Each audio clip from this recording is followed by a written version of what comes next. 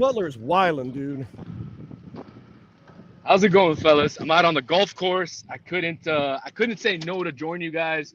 So no matter if I'm out on the golf course here, you can see it's a beautiful day out with my boys. I'm joining Dan Day, Vlad, like always, on the weekends, talking sports, talking football, whatever you guys want to talk about, fellas. Well, real quick, last time you were on, we asked you, whose side are you on, Pat Riley or Jimmy Butler? You said Pat Riley. Then asked, who do you think Heat Nation's side? And you said 50-50. I think the numbers change now between Jimmy Butler and Pat Riley with Heat Nation. I think so, Dan. I think so. I think obviously folks are upset at Jimmy now. He's suspended again for a second time, two more games. Jimmy said he wants anywhere but Miami, but clearly that's false because the Heat had something set up to go for him to go to Memphis, and he said no. So clearly it's not anywhere but Miami. No. Yeah, that wouldn't work because John Morant would show him up a bunch of young players in Memphis. Not good for Jimmy, man. And Not at all. Vlad, Who was the first person? By the way, I was the first person to say Memphis. Remember that. I said Jimmy would have been the perfect fit for Memphis. they could actually that's actually a really good situation. They could It would have benefit. been benefit, but Jimmy wants his money. I don't think he thinks Memphis is going to give him the money, so that's the But man, situation. if you make a run to the finals, your stock goes up if you're Jimmy Butler.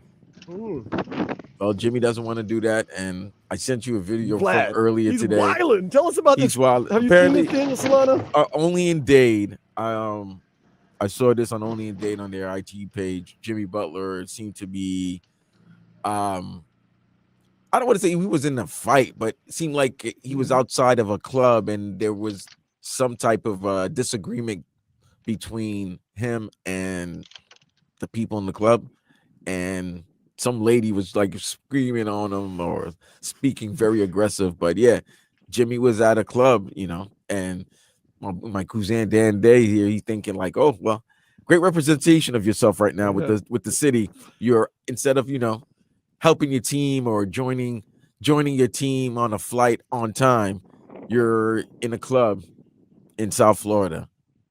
Not only that, but did you guys see that Jimmy was apparently playing, or he was a captain in a pickleball tournament this weekend? Yes. And the videos came out. He was in an altercation at the pickleball tournament. He was Yeah. in an altercation. So, like you said, Vlad, instead of being, part of the, trying to stay friendly with the fans, trying to keep his cool with the fans. I mean, he's out there fighting all sorts of folks all over Miami. So not He only really wants to get is out he the fighting Pat, he's fighting fans now. What's going on with Jimmy? Maybe he's doing this to cause such a stink that the city, you have to get him out. Like it's to the point. This is what's so frustrating about the situation. I've said this all week covering for in the Tobin Leroy show. It's like, dude, both parties knew that they knew this was going to happen. They both know Pat's not going to give him the extension. Jimmy's not going to get the extension. He wants to be traded. Why did they have to get to this ugliness? If both parties know that they want to separate, doesn't have to get to this ugliness. Now, Jimmy's ruining whatever legacy he had in Miami with the fans. Because like we said, when this first started, it was a 50-50 split. I think now everybody knows, like I said, I understand Pat, but it's not only on the business side. Now it's on the human side, the personal side. Like, yeah. right now it's getting to the point like, now you're being disrespectful. Well, let's not make any secrets about it. They're saying Jimmy Butler missed a flight. Jimmy Butler did not miss a flight. No secret about it. Jimmy Butler doesn't fly with the team. He doesn't stay with the team. He's done this for years, by the way, Daniel Solana. You probably know that. But in case you didn't, that's not Jimmy saying, I'm not showing up for the team flight. That's Jimmy being like, no, I'm going to fly the way I want to. And they're going to be, he finally come to him and say, Jimmy, no, because they know what's going to happen. They know. They said, Jimmy, you have to fly with the team and you have to stay with the team from now on. Jimmy said, F that. They said, no problem. Now we take your money away.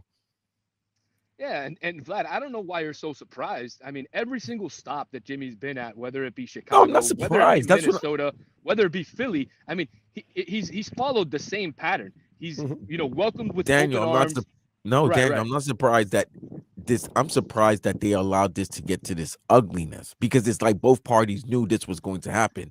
Alepa doesn't change the spots. Like you've seen what happened in Chicago, Minnesota, Philadelphia, now here. Pat's not going to change his ways. He's not.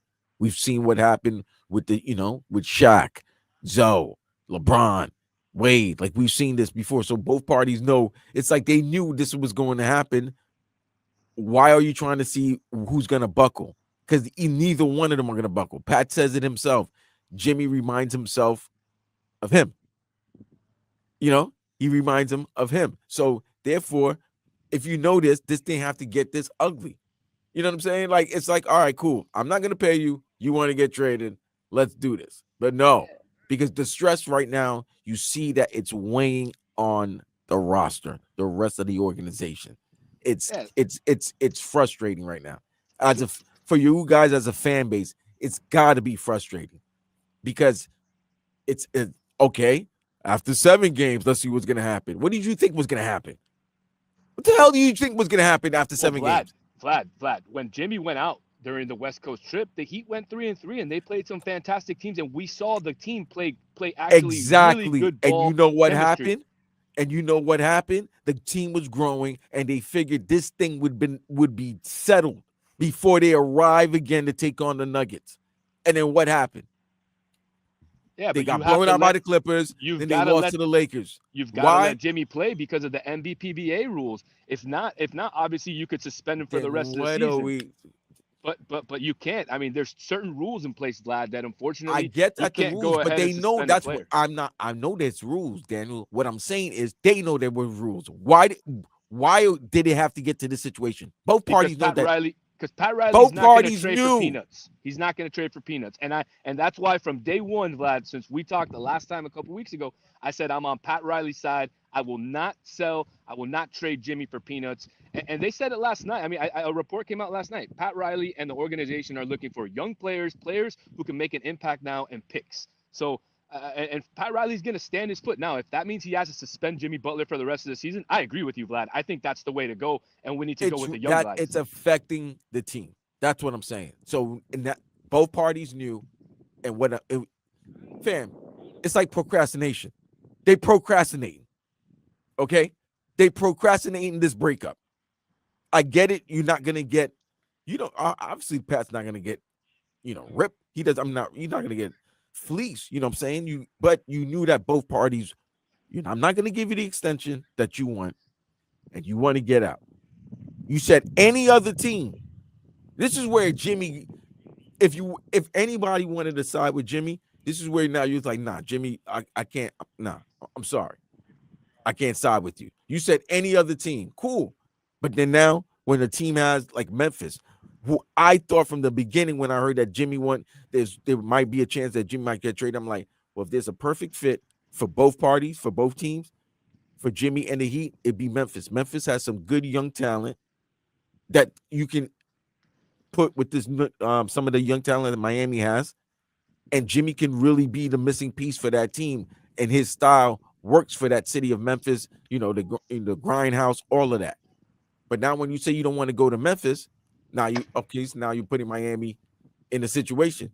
You want to go to Phoenix, cool, but Phoenix doesn't have anything until Phoenix had to make moves now. Okay, fine.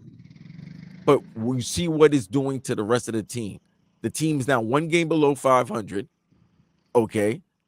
Garbage game they should have won against Milwaukee. Milwaukee literally got off a plane in their uniforms, went to the arena, started playing, still got blown out. That to me that's nasty work.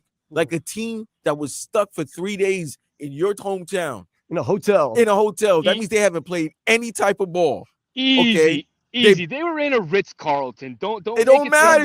Don't make it seem like they had this hard trip. They were in a Ritz-Carlton. They flew first class. I mean, they had great food on the plane. Now, I understand that they just got there a couple hours before the game, and that's tough. You don't get a Daniel, shoot around, if you haven't don't played or touched a basketball in 3 days, and then you fly and then you only have 90 minutes to 2 hours to get ready for a game against a team who flew in, ate, practiced. You should win that game. You should win that game. That's okay. Look, 2 questions real quick. I know Daniel Solana's got to run play some golf. Do they have roommates anymore, or do they have their own hotel room? Because that's expensive to stay at 5-star hotels. No, you have your own room. Man. You have your own room? Yeah. What's wrong with you? Okay, that's just a random question that I thought about yesterday. Okay, but before we let Daniel know, we got to go real quick to enter my. We got to. You had a big birthday yesterday.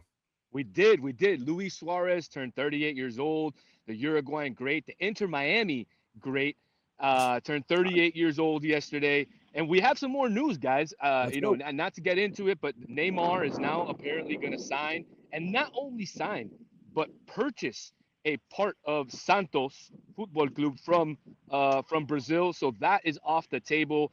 Inter Ah, Miami traded yesterday for another international spot using Mhm. some of their GAM. So what that is going to do is it's now going to free up some spots for them to go ahead and announced Gonzalo Lujan, the right back from San Lorenzo that came. Also, Maxi Falcon, the Uruguayan center back that came from Colo Colo.